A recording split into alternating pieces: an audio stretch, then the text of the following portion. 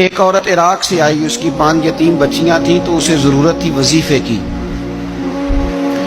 اس نے آ کے پوچھا حضرت عمر بن عبدالعزیز کا گھر کہاں؟ تو لوگوں نے فرمایا وہ سامنے جو ٹاٹ اور بوریے کا پردہ لٹک رہا ہے وہ عمر بن عبدالعزیز کا گھر ہے۔ دروازے پہ دستک دی تو ایک عورت اندر برتن دھو رہی تھی۔ پوچھا السلام علیکم، امیر المومنین سے ملنا ہے۔ وہ کہنے لگی اس درخت کی چھاؤں میں بیٹھ جاؤ، ابھی تشریف لاتے ہیں۔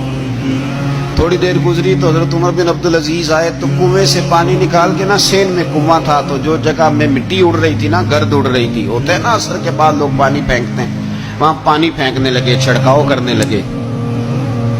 تو تھوڑی تھوڑی باتیں وہ خاتون آپ سے کرنے لگی تو وہ جو عورت آئی تھی نا وہ کہنے لگی تم غلام سے باتیں کر رہی ہو، تمہیں پردہ کرنا چاہیے۔ کہنے لگی یہ غلام نہیں، یہ میرے شوہر ہیں اور یہ امیر المومنین عمر بن عبدالعزیز۔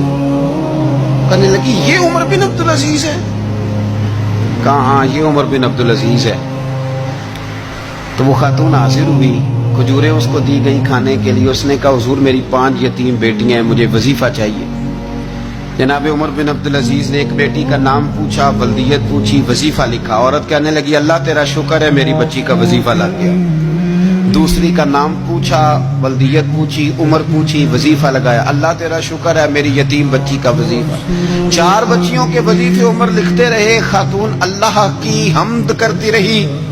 5ویں کا لکھنے لگے تو کہنے لگی میں نے زمانہ بڑا دیکھا ہے پر عمر بن عبدالعزیز تیری طرح کا بندہ نہیں دیکھا۔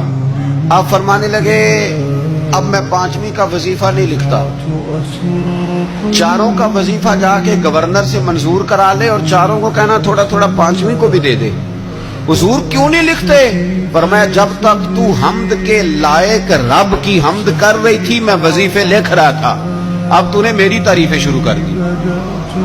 اپنی تعریف پر کیسے وظیفہ لکھوں؟ وہ تو حمد کے لائق ہے، اس کی حمد ہونی چاہیے، لیکن میں اپنی تعریف پر، اپنی خوشامد پر میں نہیں لکھتا۔ جا اللہ تعالیٰ تیری لیے بہتری کرے۔ وہ خاتون کہتی ہے میں وہاں سے آئی، مجھے مہینوں لگ گئے، سفر لمبا تھا۔